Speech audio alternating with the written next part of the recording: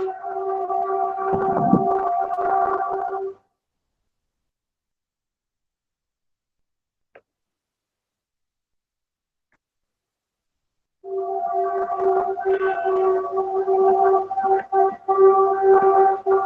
so today we will be discussing the diode. Okay, so yesterday we have seen how diode can be considered as a unidirectional valve. Okay, so we'll go a bit deeper into diode. What is diode? How it is response of the diode, etc. So yesterday, as we discussed, uh, we can see that what is an ideal diode, right? In ideal diode, we can see the IV characteristics is somewhat like this. So what is the meaning of this IV characteristics? So it is passing electricity or electrons in one direction but not in the other. Right? You can see the image or the diagram A or the graph. So what is the meaning of that thing? You can see this is very important. In this course, we have to appreciate or we have to understand these graphs very closely. Still now we have seen the graphs and etc. as a theoretical point of view. But right now we have to see or appreciate the graphs in a very, we have to see the behavior of a device or a system in terms of graphs. So what is the meaning of this graph? So you can see that in this graph, this current is going very high in the y-axis when the voltage is zero, right? And when the voltage is negative, we can see the current is practically zero. So this is the graph of an ideal diode, right? In the right hand side, I saw in the diagram also yesterday we have discussed anode and cathode. There are two terminals. The bigger terminals is here in the figure is anode and smaller terminal is the cathode. So what is the anode and cathode by definition? Is that terminal which if I make a forward bias or positive voltage, the diode will become on, can be anode, or we can say it's a p-type doping, p-type semiconductor material doping, and the cathode is n-type material doping. P-type is positive charge carriers which called holes. N-type we have negative charge carriers, electrons. Okay, so let's come back to the graph. Okay, so what is the meaning of this graph? So we have graph, the y-axis is I, x-axis is voltage. Okay, so when we give positive forward voltage, forward, for like example the graph circuit is like this, right? This is a voltage I'm giving. Okay, and whatever, yeah, there can be some resistance or whatever in the circuit. Okay, so this is a voltage v input. Now this is a variable, I can vary this voltage indicated by the arrow. Okay, so what's the meaning of this? Right now I am increasing from 0 to a higher positive value, positive voltage. Okay, that means in the voltage graph I'm going to these points, this 1 2 3 4 5 6 7 8, this voltage. So what happens when I give a positive voltage? What is the what is the current across to the resistance? When I give positive voltage v, for example my voltage is v, my voltage is v, right? My voltage is v, and v means plain positive, that is greater than 0. That means this is anode is plus and cathode is minus. So what is the current through this diode? You can show the current through the diode is nothing but according to Ohm's law. What is the voltage v? Input voltage is v, resistance is r, so current I equal to v divided by r, right? But in these regions I don't see any current is not given in this previous graphs, right? So what is the meaning of that thing? So you have to understand the graph we are talking about is not the current and voltage in this circuit. It is the graph we have seen is the voltage versus or current versus voltage graph of the diode. So what is the meaning of that? Now here we are plotting the voltage across the diode. This is the voltage across the diode. Okay, right? Voltage and current across the diode, and the current. This voltage is plotted in the x-axis. Okay, x-axis. Now, what is the current across the diode? That is plotted in the y-axis. So here in this theoretical, I need a ammeter also, right? So ammeter also to measure the current. I can put the ammeter in the bottom also. So I'm keeping an ammeter in the bottom to measure the volt current across the diode. Because according to Kirchhoff current, Kirchhoff current law, this the current, the same current is passing through the diode and coming to the resistance and passing the resistance and coming back to the voltage source. Okay, so this what I'm measuring the voltage across the diode and current across the diode. Now let's see, when I'm increasing the voltage, V voltage, we can see the current is increasing, but voltage across the diode is not increasing. That is the most important point we have to measure, understand, right? Although the input voltage I'm increasing, that means the positive bias of the diode biasing is increasing. More and more voltage is across the diode, right? That means the voltage is increasing, but still the voltage, sorry, the input voltage is increasing, but the voltage across the diode is not increasing. At the same time, the current across the diode is increasing. That is why even if I increase the positive voltage, the voltage across the diode is not increasing, but at the same time, the current is only increasing. Okay, so the current is going on increasing. This is shown by the red line in the vertical y-axis, right? And what about if I give a negative current, sorry, negative voltage, input voltage, if I give a voltage less than zero, that means negative voltage, -5, -2, -10, whatever. Now what happens? The diode becomes reverse bias because now anode is getting minus and cathode is getting plus. So when a reverse bias happens, we can know that the diode becomes cut off. That means diode becomes off. That means how much the current flows? Zero current flows. So I can draw this graph like this. And the reverse bias, when voltage is negative, my current is definitely zero because there is like it acts as a open circuit. So this is the graph which I have, the voltage current versus voltage graph of the diode across the diode. Input voltage I'm varying. In the positive axis, if I increase the positive voltage, still the current is going on increasing, but there is no drop across the diode. Current goes on increasing, but there is no drop across the diode. So this is why this is called an ideal diode. Ideal diode. Because any practical diode or any device or any substance, if we give some voltage, it will give some drop across it because there is some resistance for everything. Everything in the universe has some kind of resistance. You may say there are superconductors which doesn't have any resistance, but still they will have some resistance in the range of pico ohm, micro ohm, nano ohm, or even femto ohm. Some resistance, but in ideal case, it is a different condition. There is no resistance at all. When there is no resistance, we know V equal to I into R. So no resistance. I is there, but R is zero. That means voltage drop across the diode is always zero. That is why, yeah, any doubts can ask. That is why we have shown voltage drop across is always zero, right?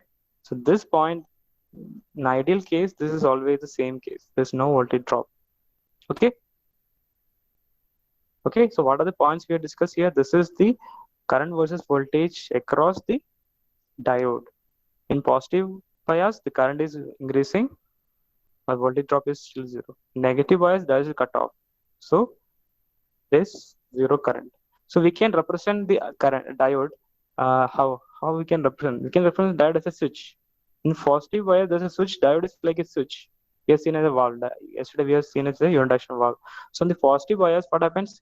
The switch is closed. The switch is closed. This is forward bias. When anode is positive, cathode is negative. In the reverse bias, what happens? In reverse bias, when I give reverse negative voltage to the anode and positive voltage to the cathode, what happens? There is no, it acts as an open switch. This is closed switch, closed switch, closed switch. This is open switch. Okay. So this is an ideal condition. Ideal condition, the diode acts as a closed switch. That means current can easily flow from the positive to negative without any voltage drop, like an ideal conductor, zero resistance. But in negative bias or negative reverse bias, it acts as a infinite resistance. There is no connection between these 2 points. So infinite resistance is equal to infinity or very high value, which cannot be seen. The positive bias resistance equal to 0 or forward bias resistance equal to 0. Okay. Okay. So this is the two things. This is the on state diode is on, forward bias plus in the anode, minus in the anode. Reverse bias, it is off, completely off. Reverse bias. Anode is minus, cathode is plus. Okay.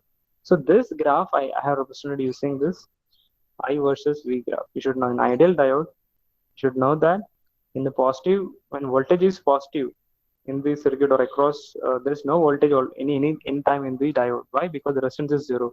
So resistance is zero means I into R equal to zero. That means V equal to IR equal to zero. There is no voltage.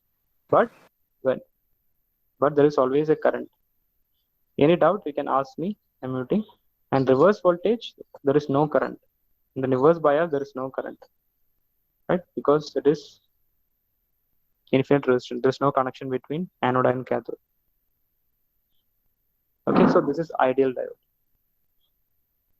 So I guess you got to understand this left characteristic. This is ideal diode characteristics. Okay, so this we already discussed. We know diode is made of silicon, and silicon by doping we can make it at p type and n type. N type is majority carriers are electrons, p type majority carriers are holes. Okay, now this you already know, forward and reverse bias. Current flow will happen when the voltage forward bias across the diode P to N. Current flows from P to N. Reverse bias, it won't flow. It won't allow the current flow. Okay, so these things I think you already know. Okay, so ideal p-n junction that we just discussed. In reverse bias, it is open circuit. Resistance is infinity. Forward biased, short circuit. That means resistance is zero. Okay, the diodes are essentially one-way current gates. It's a unidirectional valve or unidirectional gates, we can say. Okay, and these are the different voltage versus current graph given here. Plain resistor, you can say straight line. It's a linear. The slope of this plain resistor gives the resistance value. That means nothing but V by I. Inverse of the slope. Here it is inverse of the slope, right? So now we should approximate the diode. There are multiple approximation possible. So let's see how to approximate the real diode.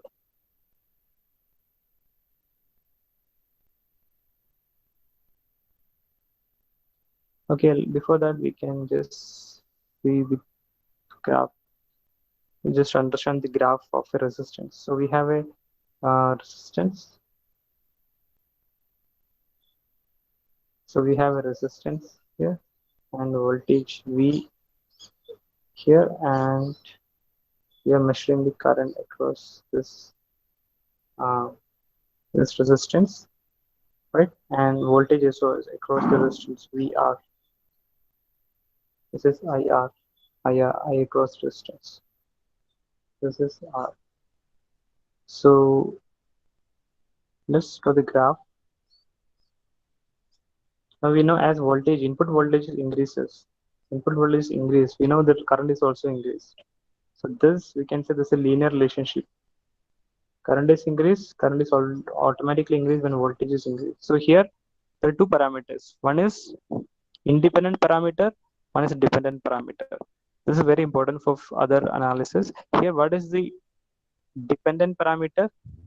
That means the parameter which depends of another parameter. Here you can see the current is a dependent parameter. Why? Because we are measuring, we are varying the current based on another parameter. What is the another parameter? Voltage. By varying voltage, I'm getting different values of the current. So what is independent parameter? Here voltage is the independent parameter because I'm able to independently change the voltage to different levels so that I can measure the current. So I can draw like this a variable voltage. So this is independently varying, right? This is called variable voltage. I can vary from 0 to maximum value, 0 to negative value. So it is a independent parameter, right? And what is a dependent parameter? Current here is a dependent parameter because current depends on voltage according to the Kirchhoff's V equal to IR. Or we can say I equal to V by R, right? Now, if you reverse, if you negative, have a negative voltage input across the diode, we can see that it is the same thing will be linearly come back straight line only. Now, what is the slope? What is slope? What is slope? Tan theta, right? What is slope of this graph? If you see the slope of this graph, we know tan theta. What is tan theta? Delta I. This is delta I. This is delta V. So, what is slope? Tan theta. You can say tan theta equal to delta I divided by delta V, right? So, this is nothing but change of current with respect to change of voltage is nothing but 1 by R. So the slope is nothing but in a IV graph, the slope is inverse of resistance.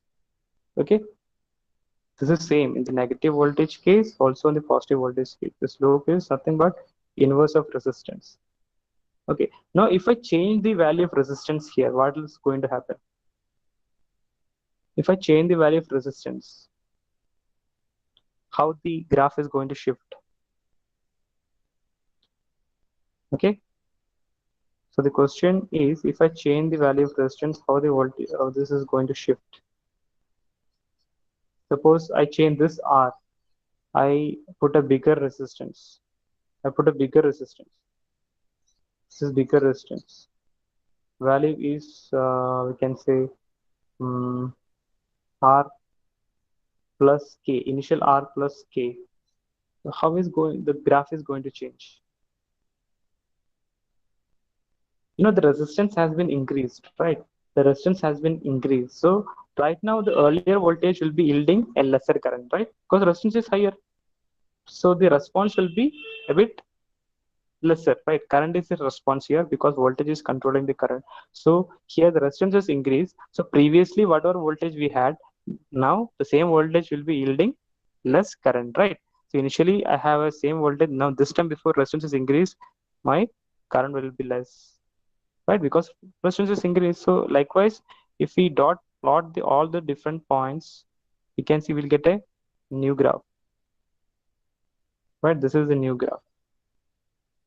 Now what happened? Now the graph has been shifted. That means the tan theta has been reduced, slope has been reduced. Why? Because resistance has increased and slope is inverse of resistance, right? So slope decreases means resistance is increased, right? Okay, same thing. Now if I reduce the resistance, what happens? If I reduce the resistance, we can see that the new graph will be shifting to the upper, right? Because we have reduced the resistance. So slope has been increased. This is nothing but theta plus delta theta or something, whatever. Why this shift is happening? Because resistance has been decreased. Now the same voltage which I have given initially will yield a bigger current. Initially the current was this much. If I increase the resistance, this was the current has reduced. Now I decrease the resistance, so more current has been. So we can see the shift in the graph with respect to different values of resistance.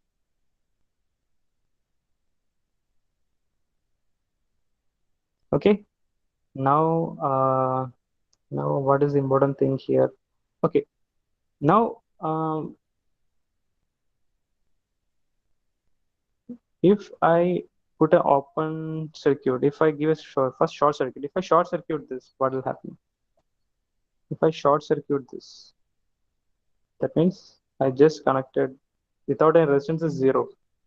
So what happens? Resistance zero, what happens? We can see that the graph is going up and up and up and up, and as resistance is decreasing, right? The distance decreasing, the graph is going up and up and up, and as it becomes zero, what happens?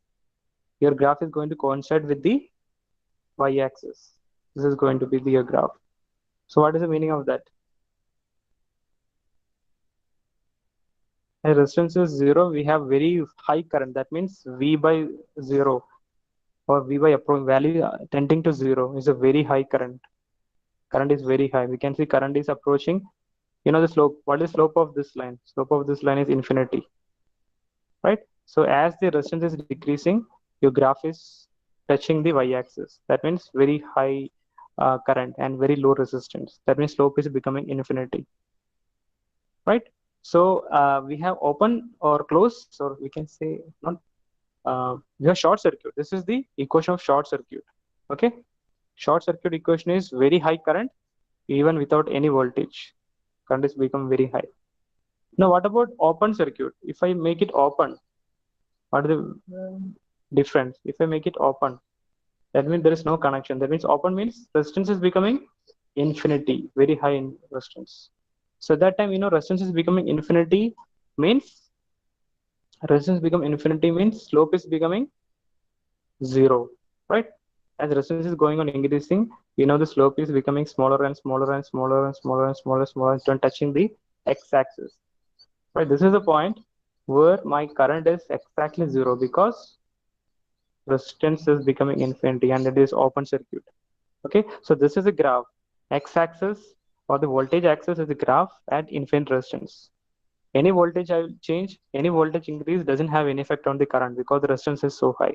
So the x-axis is the voltage. This is my new graph of this zero resistance. Okay, so you should have appreciate this, how the resistance is varying from zero to infinity, how the graph is varying. Why? Because resistance is the inverse of the slope. And now another question you may ask, why I keep current on the I-axis or Y-axis? Why voltage I kept on the X-axis? Because my independent parameter was voltage. I'm varying voltage. With respect to voltage, I'm calculating the different current values. So my independent parameter I keep on the x-axis. You can see in previously you might have seen the current time axis. Sine we make time axis on the x-axis, and the amplitude or magnitude of the sine axis we plot on the y-axis. Why? Because there the independent parameter or variable was time, right? Here the independent variable was voltage. That is why I'm able to control the voltage, right? So I kept that in the x-axis and dependent parameter I kept in the y-axis. Likewise, I can do this also. If I have circuit like this, if I have a current circuit, uh, I have a resistance. This current I can vary. Okay, this is also possibility. This is also possible. And now what I'm measuring? I'm measuring the voltage across these 2 points. Measuring the voltage across these 2 points using a voltmeter. Now here I can see what I'm varying. I'm varying nothing but I'm varying the current. So here I can show the current in the x-axis and voltage in the y-axis. As I increase the as I increase the as I increase the current, I can see my voltage is also increasing. Right? So I decrease the current, voltage is also decreasing. Here also, what the slope here is changing. What is slope here? Can the slope here is delta V by delta I. This is theta, this is delta V, this is delta I. So here the slope is tan theta. Tan theta is delta V divided by delta I. There's nothing but resistance. Okay, so we can see as the independent parameter is current right now, dependent parameter is voltage right now. Now we plot V versus I. V is in y-axis, I is in x-axis. So V versus I. Okay, now here the slope is the what? Slope is the resistance, directly resistance. And now if I vary the resistance, if I increase the resistance, what happens? Now if I vary the resistance, if I increase the resistance, you can see slope also increases. Slope also increases like this. Okay. If I decrease the resistance, slope also decreases. Now if I have infinite resistance, or I put an open circuit here, what happens? Even if I increase the current to any value, whatever value of current I'm increasing, what happens? Very high value, we can see the graph be touching the voltage axis. This is high voltage. This is the yes, this is increasing. Why? Why this happens? Because my voltage is becoming very high because current is increasing. Because we know any current source, we know that current source is like this. I think you have studied. All the current source has a resistance in parallel, right? I think you remember. So as the current is increasing, all the current is passing through the internal resistance. So definitely the voltage is definitely increasing. As current becomes very high, I'm increasing the also we can say the voltage across that also will be less. So we can say in net effect, I'm just trying to understand the voltage with the axis, how the axis changes. So we can see if I short circuit it, what will happen if they were short circuited? Short circuited. Even if I increase the current to any value, even if I current increase to any value, there is no voltage change because there's no voltage change. So that is actually short circuit. So here the short circuit and open circuit changes because the voltage axis changes. And why the voltage axis change? Because my independent parameter was voltage initially. Right now the independent parameter is current, which varies the voltage. So okay. So usually we take y-axis for the current and x-axis for the voltage. But why? The question always comes why. We don't follow this convention. We always follow the convention where my voltage is in the x-axis and current is in the y-axis, right? Sometimes it may not be current, sometimes maybe output voltage may be in the y-axis or input voltage in the x-axis, right? So why that happens? Because the independent parameter always is that parameter which we can control. Usually in any circuit, the most logical thing which we can control or more practical thing which we can control is the voltage. You can vary the voltage using a resistance or a potentiometer or any sub arrangement. Current control is a bit more difficult. Current source, you have to take a current source first, and we can also measure v input versus v output graph also. There also we have can control the input voltage and we just plot the output voltage. Sometimes we input, you can see something like this. For example, if I have sine wave, input is a sine wave. Yeah, we have. Okay, this will discuss as class goes, and we have an input as sine wave, and now output is a, for example, output is a half rectified wave, something like this, something like this. Okay, so we can say the input is varying in the positive and negative axis, right? So the input is in here. If I plot, so here v input versus v out. Why? Because this is my v input and this is my v output. Okay, now we can see the input has positive and negative axis, or output has only positive axis. So the input will be varying from here to here because it is having this to this range is there, but output is varying only in the positive axis. So the output is varying only in the positive axis. There is no negative axis. Okay, but we can say when the input is positive, output is positive. When input is negative, there is no output. Again, when input is positive, output is positive, right? So we can draw this graph as how we'll draw this graph. As input is positive, output is also linearly positive. So this is the graph. Input is going on increasing, output is going on increasing, right? Because if this voltage, this is the voltage. If this is voltage, output is in. So as input is increasing, my output is also increasing, right? Now what about when input is decreasing? Input is decreasing in the negative cycle. There is no output. So there is like this. When input decreasing, there is no output. So this is my voltage V in versus V out graph. Why I took the V in versus V in graph here? Because my independent parameter was the V input, which I could vary, and I could observe my V output, right? Okay, so right now, if I change, if I change my circuit, so my input is now sine wave, my output is not changed. Now output is my bridge. I'm changing my rectifier, so output is also my a sine wave only. Input is sine wave, output is also sine wave. Like we might have studied the bridge rectifier. Input is sine, output is also sine. All right, let's consider ideal circuit where input and output are sine wave. So how it will look like? It will be a straight line, right? It will be a straight line. It will be a straight line, right? It will be a straight line. Because all the negative voltage also, I'm getting a same magnitude in the output. Okay, so the waveform will be like this. Now, if I again will discuss the same thing, V input versus V output. Okay. Now, if my input is a sine wave, input is a sine wave, V input, and V output. What will be output is say rectified wave. We are using because So what is happening here? Here, my negative waveform is converted into a positive waveform here. Okay, negative waveform is converted into positive. Although you can assume this shape is same. Okay, this happened when I gave this input to a circuit or circuit. This is the input. V input I given to circuit, and I got the V output. So we don't right now we don't discuss about what is this circuit. Don't care about this circuit. Now how we plot this graph? V input. Input is varying from input is vary from positive and negative, right? All the values of +4, -1. Maybe this is +5, this is -5. So this is 9 -5. So this is +5, +5 volt, -5. Input is varying from this range. What is my output? Output is only having positive values, 0 to +5 or +4, whatever, right? That means now my graph is changing.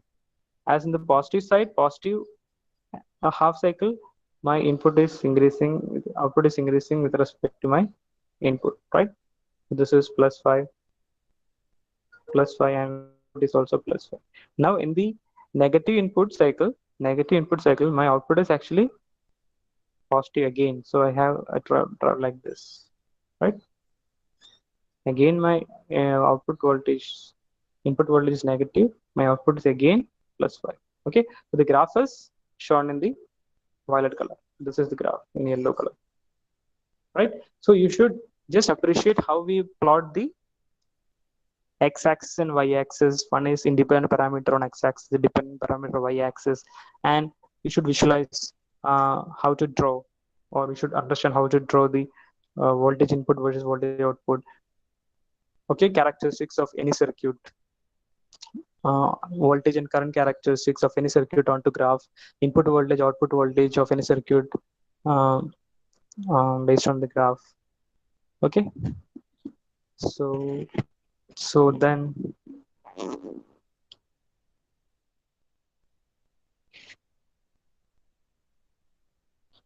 okay, so now we have this diode characteristics. I think we have discussed everything here, right? Yeah. Okay, so now we need to approximate the diode. And this is the approximate diode is shown in the middle third. So a real diode is having a exponential kind of output.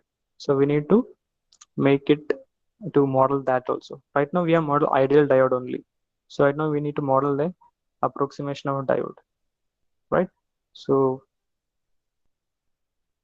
our real diode is always like this. Now till now we have modeled a ideal diode. That means it doesn't have any current in the reverse negative voltage axis and big current with voltage 0 across it. Now, but the real characteristic when I plotted is like this, something like this, exponential. So in order to model this, the very first simple model is a 0 current in the negative biasing, and I can have some current in this. This is somewhat simple model, but this may be some voltage like 0.6 volt.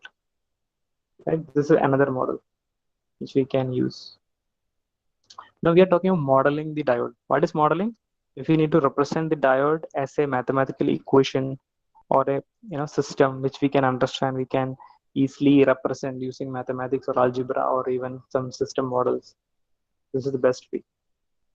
Okay, because non-ideal things is very difficult to model a non-ideal thing, like the temperature, like the voltage or the any parameter. Okay, so it's difficult. Fine. So that's it. Yeah. So how to model this thing? Now instead of when diode is on, we are representing using a closed switch, right? Closed switch. But here we can see closed switch will not work because this is a voltage 0.6 voltage. So we need to model using a voltage source, right? 0.6 volt. Now in this model, more better model of diode is you assume diode as a voltage source. Okay. Okay. Fine.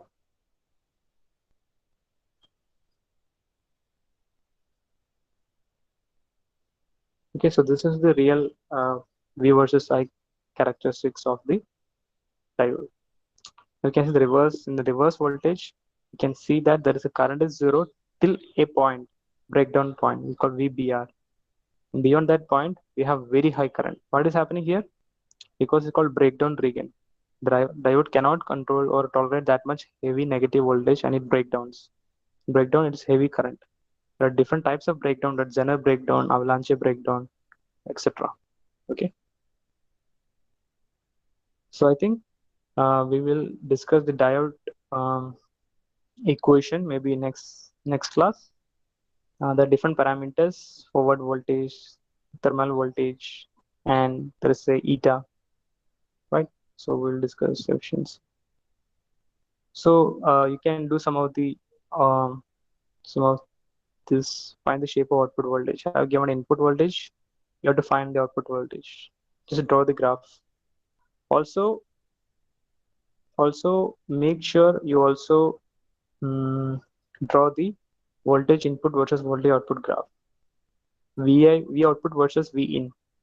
Also I versus V input. Okay. Okay. So this is one graph which you already have discussed. So this is also the rectifier.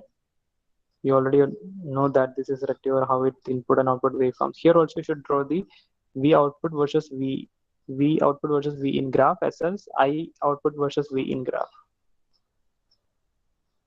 Similarly, this is another important question you can try. I'm giving a sine wave input Vi and sine wave output V output. So here also you should draw the waveform as well as V output versus V in graph as well as I output versus I in graph. Okay, then we'll discuss in next class about bridge rectifier. So fine, I think we can put your roll number. If any doubts you can ask, we'll be discuss a bit more time.